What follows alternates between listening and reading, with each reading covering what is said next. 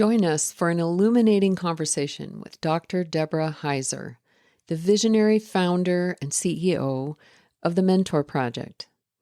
In this transformative episode, we'll explore how the act of mentoring is not just a gift to the next generation, but a powerful tool for personal and societal change. Dr. Heiser will share her insights on the profound impact of mentorship, especially as we age, revealing that our golden years can be the most dynamic, knowledgeable phase of our lives. Discover how passing the torch of knowledge, culture, and values can inspire both mentors and mentees alike. From the profound lessons learned by grandparents raising grandchildren to the exciting opportunities for growth in mentorship relationships, this episode will empower you to rethink aging and embrace the remarkable role you can play in shaping the future. Tune in and get ready to be inspired. Welcome to Grandparents Raising Grandchildren, Nurturing Through Adversity. In this podcast, we will delve deep into the challenges and triumphs of grandparents raising grandchildren. As we navigate the complexities of legal, financial, and emotional support, I invite you to join us on a journey of exploring thoughts, feelings, and beliefs surrounding this growing segment of our society. Drawing from real stories and expert advice, we will explore the nuances of child rearing for children who have experienced trauma and offer valuable resources to guide you through the intricate journey of kinship care. We'll discuss how we can change the course of history by rewriting our grandchildren's future, all within a supportive community that understands the unique joys and struggles. This podcast was made especially for you. Welcome to a community where your voice is heard, your experiences are valued, and your journey is honored.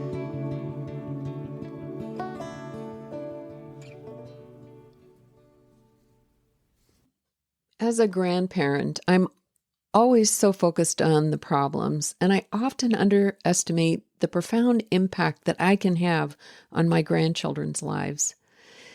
It's easy to overlook how even the simplest interactions can shape their views and values in ways we may never fully recognize. Did you ever think that a casual conversation during a walk in the park, or teaching a child how to cook a cherished family recipe, or even chatting with a retired neighbor about their career as a mechanic, or a coach, or even an actress, could influence the trajectory of a child's life? It's these moments that hold the potential to create lasting memories and impart invaluable wisdom. In our so-called golden years, we have a treasure trove of experiences and stories that can serve as powerful mentorship tools. The opportunities for mentorship exist all around us, in our neighborhoods, local communities, and within our own families. By embracing these opportunities, we can leave a legacy far greater than we might have imagined. This and much more in my enlightening conversation with Dr. Deborah Heiser, the founder and CEO of the Mentor Project. We'll explore how mentoring can redefine aging, the invaluable lessons we can impart to a new generation, and the beautiful connections that arise when we pass on our knowledge and insights. Join us as we rethink aging and discover the powerful role that grandparents can play in mentoring the future. I was introduced to Deborah, who is an applied developmental psychologist with a specialty in midlife and aging. She's the founder, CEO of the Mentor Project, and author of The Mentorship Edge. She's been a TEDx speaker and a professor, and she's been quoted in the New York Times, Seattle Times, Dallas Times, and contributes to Thrive Global. Her research covers a wide range of topics related to aging, including depression identification, dementia, and frailty. And she's gotten grants from NIA, NIH, and Pfizer.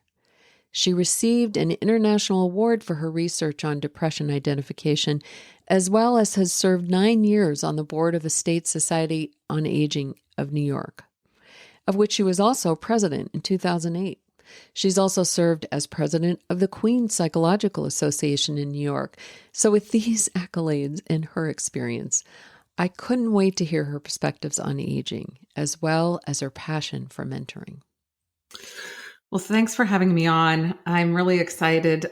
When I found out what you were doing, I got really excited because mentoring for me started with my grandparents. It's something that starts with a lot of people's grandparents. Most people don't think of that. They think of a mentor as a professional, and people will say to me, "Hey, I'm not a lawyer. I'm not a doctor. I can't mentor someone." And I think, who taught you the family traditions? Who taught you your values? And a lot of times that's grandparents. So for me, mentorship and my idea of talking about mentorship started because I'm a psychologist and I was studying all the things no one wants to experience in age, like frailty, depression, dementia. And I went to a dinner party and I was so excited to tell everybody about what I was working on and thought everybody would think of me as so amazing for all the work I had been doing. And someone asked me, why are you studying aging? What do we have to look forward to? And I was like, well, we can lessen depression and, we can mitigate this and lower that, all these things that no one wanted. And so the person said, so you put a Band-Aid on all the terrible things that we don't want to experience. And I left there and I thought, oh my gosh, wow. It was like an epiphany for me and an aha moment that made me decide I need to find out what we look forward to as we get older. And I went back to theory and research and literature, and I found out that we often look at only the physical components of our lives. And when we think of age, we think of the physical components. And we forget that the emotional components are there. And those, while our physical abilities may decline, our emotional never declines. And it only goes up. You can expect to be happier as you get older, and all of these things that make us really prime and ready to give back. And in our midlife, we hit a moment that we're built to want to give back to others the same way we're built to learn to walk and talk. And those three ways we're built to want to give back are through volunteering, mentoring, and philanthropy. And the reason we're so primed to do that is because you go through your life and you get a whole bunch of expertise. You learn all sorts, you have values. By the time you hit midlife, you have a thought on life. And then you say to yourself, now what? I've accumulated all this. Now what? Did I matter in the world? Do I have any meaning? Does my footprint mean anything? And so we want to give it back or give it to someone else, pass it on so that we have a developmental reason for being here. And that's what got me into mentoring, because I realized that everywhere I had gotten was because somebody had sort of passed a torch to me. Even every year I learned more things that I was mentored on. I pulled out our Thanksgiving recipes and it was handwritten by my grandmother, and I make it every year. And my mother made it every year before that. My grandmother made it before that. And I don't know who started it. I only know that I have it handwritten from her. Yeah. So this led to starting the Mentor Project, which is an organization where top 1% of leaders in their fields give back through mentorship for free to students around the world. And we've impacted more than 100,000 around the world in 5 countries. And the mentors had a hard time finding mentees, which was another strange thing that I didn't know about, that mentors would have a hard time finding mentees, but they do. People who are getting ready to retire or who are experts in their fields generally don't have a lot of kids around them. Their kids may be grown, or they just aren't in a place where they're around kids or young people to impart their wisdom. So it's thrilling to me to be able to hear you talking about grandparenting, because you are really the first line of individuals who have access to kids and can impart the values, the wisdom, and the expertise that you hold that will carry them into their lives and keep that wheel turning. They won't have to reinvent the wheel. They will never have to have a stop in what they're doing and take a few steps back. It'll just be a continuous flow forward. And to me, that is what mentoring is all about.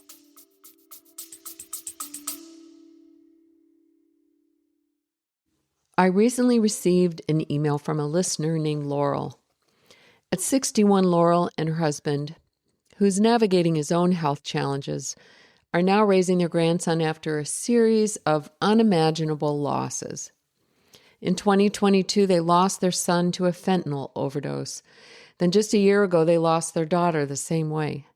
The morning after, they'd stayed up late together planning her son's 3rd birthday party. Laurel told me that she lives one day at a time. She's dealing with the financial strain of using her 401k to survive, the physical toll of caregiving, and the emotional weight of what ifs. But she also said something that I want everyone listening to hear. She said that just telling her story to people who can relate is refreshing. That's exactly why we do this. Whether you're navigating addiction in your family, raising a grandchild you didn't expect to be raising, or just trying to find your footing after a loss, we need to hear your story. There's always someone else out there who needs to hear that they aren't the only one. Your experience is a lifeline for someone else. So if you have a story to share, or if you're looking for that community Laurel found, please join our Facebook group or sign up for our newsletter on our website at grandparents-raising-grandchildren.org.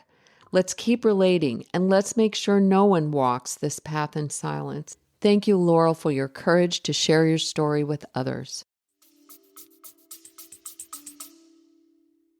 I had an interesting conversation at dinner with another grandparent again, who raised her grandchildren, and her great-grandchild was at the dinner table, and her great-grandchild has been struggling.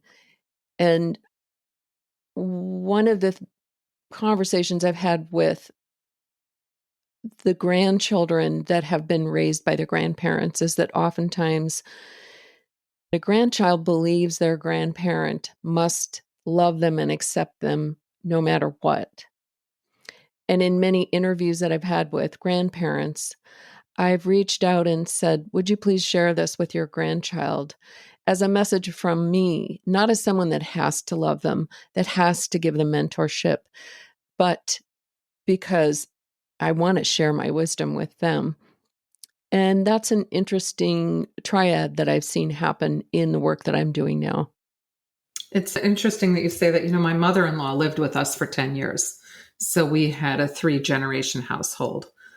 And my kids always found my mother-in-law to be sort of the benign one, the one that they could turn to at any moment. They could get in trouble by us, and she somehow had something caring and wonderful for them that sort of may have eased whatever it was that was going on, and always had a sort of an ear for them for whatever it was that they were, as 5, 6, 7, 10 years old. Mm-hmm. She was always that person who came and softened everything and was literally always there for that. And I think that we don't understand how important that is. Yes. Because, you have to have boundaries and structure and whatever. But boy, does it make a difference when you know that no matter how crummy you feel, if you get in trouble, there's somebody that still thinks you're the most amazing person in the world and you can go to them. And that is not undermining anything that's happening. That's really a way of the person saying you're unconditionally loved. And right. That is what you were just talking about. It's so clear with grandparents. I worked in a girls' treatment program as a fundraiser, 10 or more years ago. And when I'd speak to the girls there, I felt like, because of my background and experience, that being a mentor, when we can speak from experience, makes us a credible messenger to those children. And with my grandchildren, my hope is that in our area, that I can look forward to creating a mentorship program for them so that they can meet adults that have successful lives after they've gone through and experienced some of the trauma that my grandkids experienced. Because I can tell them everything, it doesn't mean as much as it does coming from someone else. Well, all of our mentors are helping students outside of their own families. So I help students outside of my own family all the time. Really, my kids don't want to turn to me. I can say to them, hey, I have a ton of mentors that I can connect you with, but it's part of me. They're trying to become independent. That's developmentally what kids are supposed to do, is seek independence. So they don't want to turn to me for mentorship, or even in some cases, some of the mentors, because it's part of me. They want to say, I can do this on my own. We still have gotten them connected with some mentors, but that's a known thing that kids are appropriately doing, is trying to get independent.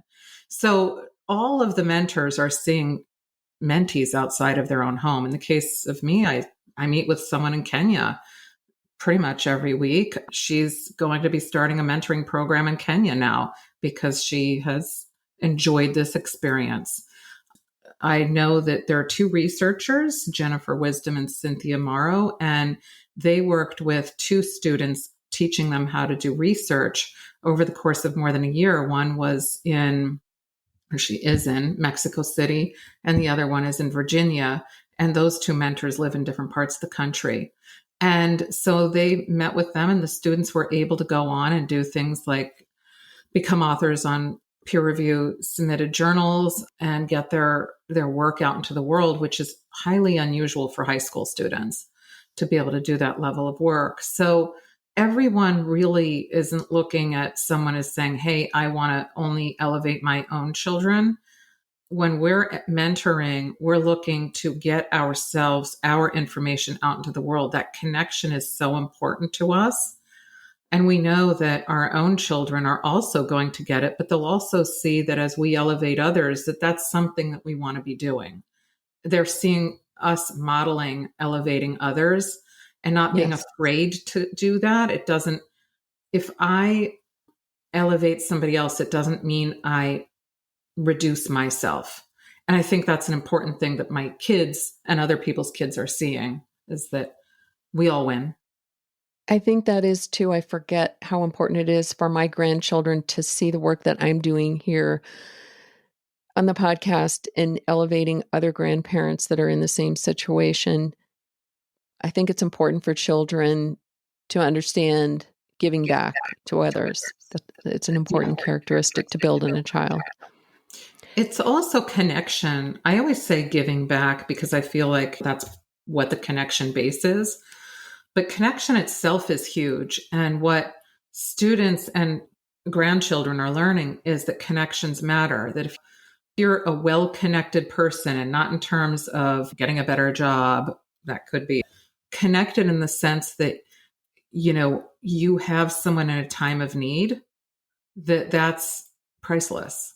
That you have, when times are tough, that's when you learn who's there for you and who your true friends and family are. And those connections are what they're sort of implicitly learning are the key for everything. If you're connected with somebody, they're going to want to help you. They're going to want to mentor and share with you. But it's the connection itself that is really the core of everything. I think the power of mentorship for grandparents raising grandchildren could be a terrific asset. Can you speak to us about how we can connect with mentors or create mentorship programs in our own area, or connect with you as an organization? Sure. Yes, connect with as many as you can. I always say you can never have too many mentors. It's like saying you really can't have too much love. You can't have too much care. Mm-hmm. So you can, of course, reach out to us, mentorproject.org. If you have grandchildren who are looking for mentors, it's free. You just click the become a mentee button, fill out the form. Of course, the guardians will need to also sign, and then they can be matched up with a mentor. And so that's one. The other thing is, yes, start a mentorship program. Get people who are in your own community together you can start an informal group where you start to say, hey, I'd love to be able to put something together where we can bring the expertise of everyone who we have here. It could be mentoring athletics. It could be mentoring anything at all. And you bring that together. Start small. Our organization started with 10 people, and we're now, had more than 100 mentors come through our doors. So start small and it'll grow. And then reach out. The thing I've been doing is reaching out to partner with as many like-minded organizations, because I believe that, if you're truly looking to mentor and connect with others, there's power in being able to partner with everyone so no one is missed, so that no mentor is left standing alone and no mentee is left, without a mentor. So it only helps us all, especially if we're all nonprofits. How do we reach out safely and connect with the right types of organizations? What types of organizations would you reach out to in our particular situation? I would reach out to places that you already know have good vetting processes. So, for example, our organization, we do background checks on our mentors. We have a pretty big onboarding system of paperwork that people have to fill out. And our mentees can't just get connected with somebody. They have to also have their guardians sign stuff. And part of the vetting is that they have to do the paperwork. We know that they're not that serious if they don't do that. So first of all, safety. So a university usually has safety measures in place.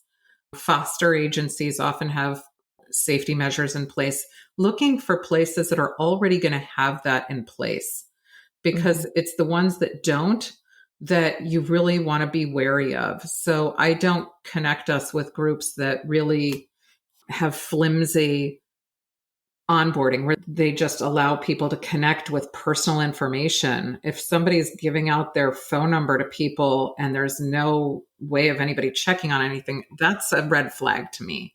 I look for, real security. Can you share some success stories with us, some examples that might inspire grandparents to connect with mentors? In terms of mentoring, first of all, you can check out the Mentorship Edge, where I give a lot of examples of lateral mentoring, something that most people don't think about. Lateral mentoring is where you're taking an expertise that you have, and you have an art expertise. I do not. So if I were to say to you, hey, Laura, can you help me out? I'm trying to get something going with art. I need your expertise. Can you explain to me how this works? Can you run it through me? I'm not having you do it. I'm having you mentor me to get to where I need to go with something to add to that component, right? That is the most frequently used, and it's the most frequently not understood that we use that. So if you look to your left or you look to your right, you have a mentor there that's a capable mentor. So if you're starting with grandparents, the first free area you can look at is who's in my neighborhood. Somebody's an expert in something. And it's likely that they're going to be able to add to the collective value. So if you already know people and you say, you know what, I know Jim and I know Sue, they're all people that I trust and I know, start with them and get that going. In terms of the mentor project, that happens all the time. We have for our mentors a Friday, it's called Fridays with Fred. And Fred, one of our mentors, he started a networking organization called Gotham Networking. And he is an expert in that. So he runs our Fridays with Fred. And what we found is that lateral mentoring took off like wildfire. And so mentors have started their own nonprofits together. Mentors, because people you would never put together, like a labor law attorney and a film producer came together and they created a nonprofit. And and they brought along all of their friends and all of their colleagues to help out.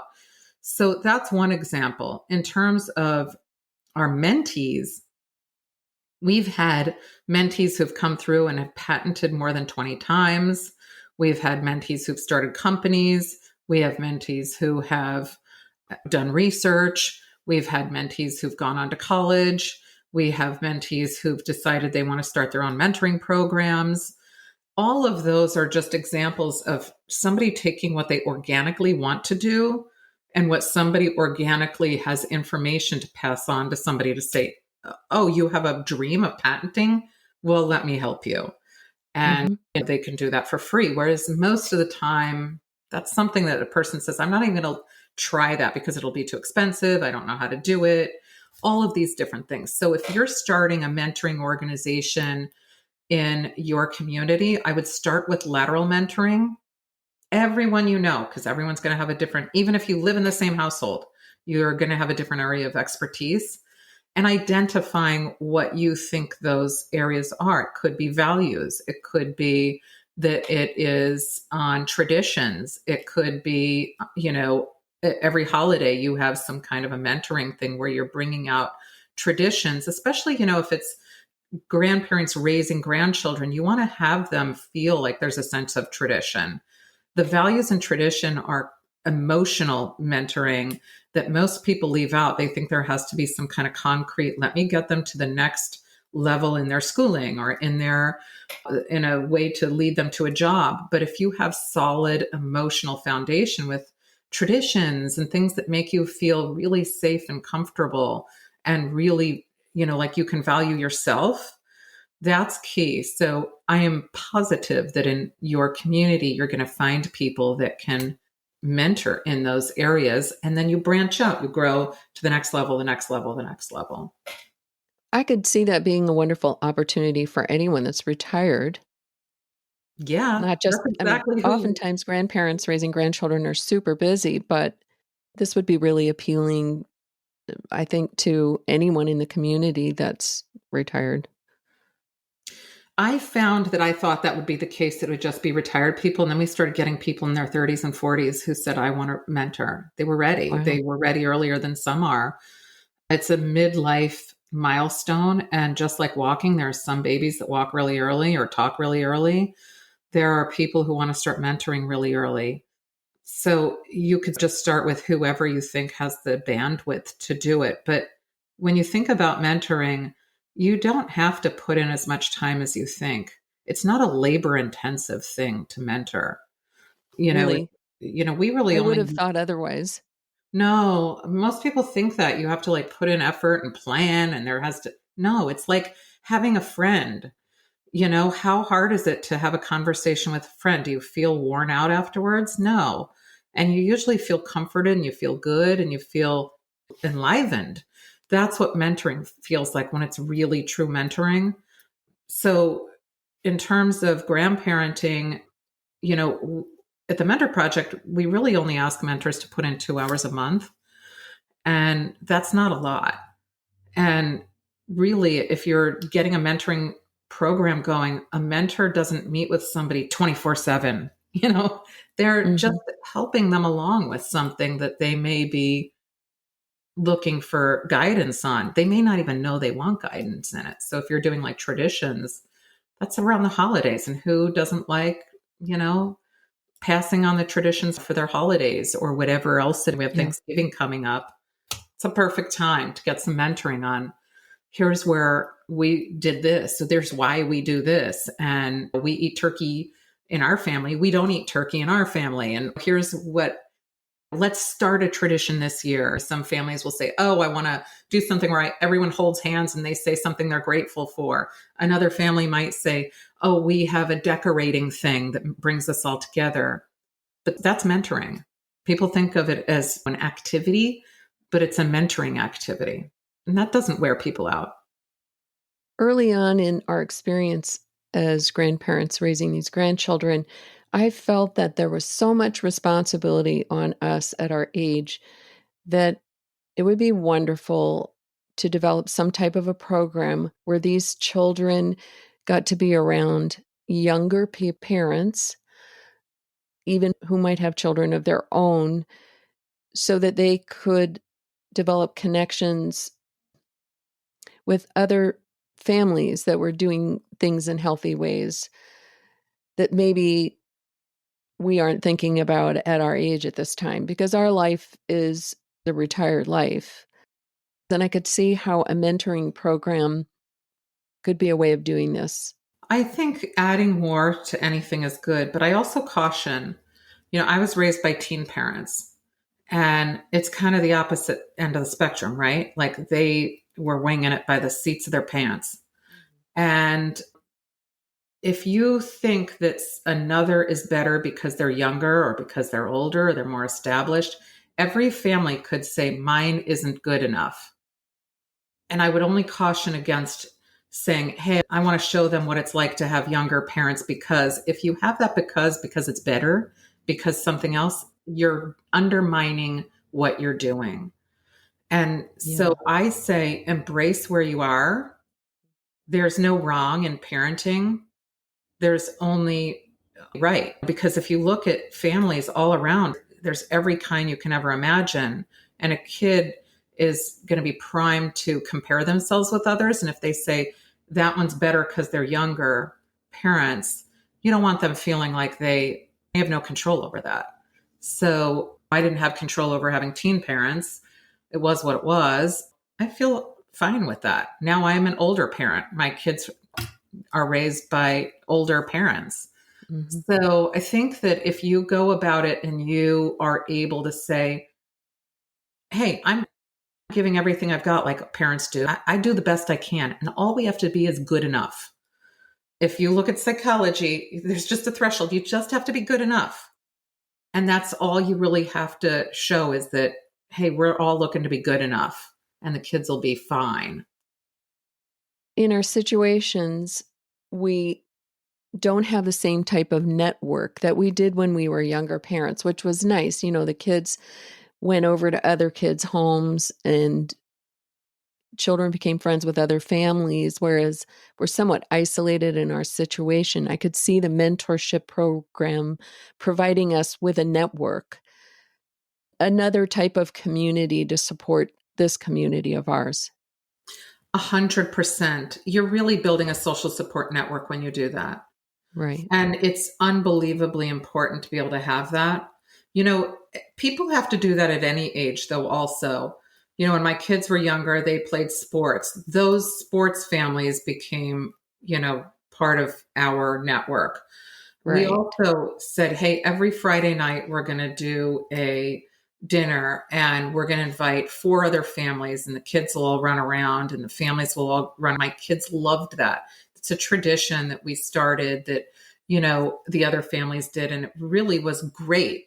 So you can do informal things and it won't matter about the age of the other people. It's more that the kids see that connections are important in every way possible. So even if if you're in a rural community or you are in an area that doesn't have a lot of, kids the same age, you can make a monthly gathering. You can make a weekly gathering so that they feel like this is my tradition. This is what I do. And that is mentoring, being able to do that, because you are mentoring connections and how you build them. You build them out of nothing, that isolation isn't going to build connections, that you have to work at things.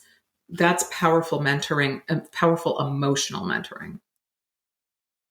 I like that idea. And it doesn't take a huge commitment just to gather with another group of people and have dinner together. Right now, I am peer-to-peer coordinator for a 7-city area in our county for kinship caregivers. It's difficult for those people to leave their situations. So I'm always working on ideas for how to make it not seem like another commitment, but more of an opportunity with some relief from the isolation, Yeah. That's, some basic ideas that work for any age and kind of any situation is that if you're going to get together for dinner or, it's potluck, everybody has to bring something. If it's game night, everybody brings a game, or there's something there that the person hosting doesn't have to do anything. Everybody cleans up. Everyone sets up. So that if a person can't leave, people come to them. And maybe it's once a month. Maybe they can't go to any of them until it's their turn again, but they know it's coming.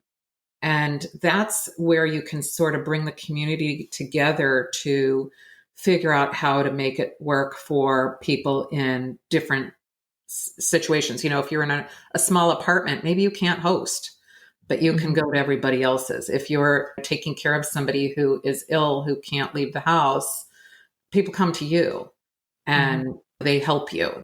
They bring the food, they help clean up. People like doing that. Can you talk a little bit more about some of the creative ideas that you've used in mentoring programs to connect with the mentees? Every age range is different in how we've had success. So one of the first areas that we had success was with Marilyn Price. It was the beginning of the pandemic. And so it was like March 2020. And Marilyn said, I'm a puppeteer, haven't done it in a while. I'd like to come on Zoom and come into the living rooms of all the kids who are at home. And so she showed them how to make puppets out of like garbage in their house, like here's the used paper plate. Here's like a toilet plunger. Here's this.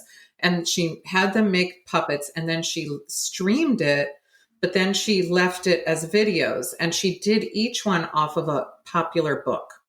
So, like the Little Red Hen or whatever. And so that one was the first time that we realized that we could reach people anywhere. And so that was little kids. Then we moved to having international hackathons where kids were able to come together during the pandemic from Argentina and the US. And then we had kids from Siberia and Russia. And I think there was another country and I can't remember where, but we had kids from all over who were meeting up and solving problems and hacking problems together on the internet and meeting kids who spoke different languages and they had to work together anyway. And we realized we could put any sort of barrier up and they were able to break it down in terms of making it work. So that was another one. And then some of the more fun ones that we didn't know would work are doing panels where we bring mentors who are completely diverse in their, abilities and their expertise and bringing them to talk to students. And we found that students who wouldn't have normally been matched with somebody were matching up because they just felt a connection with somebody and wanted to talk more. And that was a big surprise to us also. Those are all great. And I can see that being a solution for many grandparents. For many grandparents, finances are a big issue because raising kids at our age was not something we planned for financially. So people may be already limited by retirement, fixed income, and doing mentorship online like that could be an excellent way for them to get a half-hour break with the kids on a weekend and get the kids involved in something that's intellectual or something more interesting than just being on a tablet where they're watching, but they're actually interacting. Yeah. I would suggest that this child would be interested, that it wouldn't just be saying, here, go talk to this person. This is free, but I would say get together a group and have the kids even come together if possible. And there's a panel, even if it's online, and the kids get to talk to people online so that they're either all in their different places, right? And they connect online and there's a group of people talking to them, or they are all in one room and they get to talk with somebody or talk with a group that's online, sit through a panel or whatever. It depends on the age of the kids. But that's another opportunity. If you were to make it, and this is free, obviously, but if you were to make this like we did when I had my kids and we put them in sports, every Saturday, my kids knew, okay, we're going to play baseball. We're going to go do this, or we're going to go do karate when they were littler.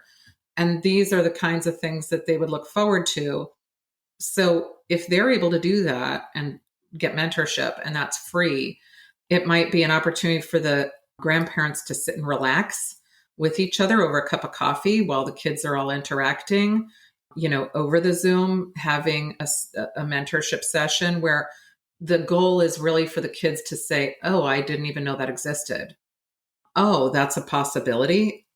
And I'll give an example of that. Irene Yakbis, who worked for NASA, she was one of the leads on the mission to Mercury for the tech. She didn't know she wanted to do that. She was going to be a math major. And then somebody came and spoke at her school. And she said, you can do that. I could work in NASA. So she switched and became an engineering major. And her whole career was changed based on a person speaking to her. And so that is really one of the coolest things that we can offer to young people, is to say, yeah, you can do this. You may have never even heard that word. You may have never even known that that existed, but that's really one of the things that we pride ourselves in, is being able to expose people to new ideas and ways of thinking.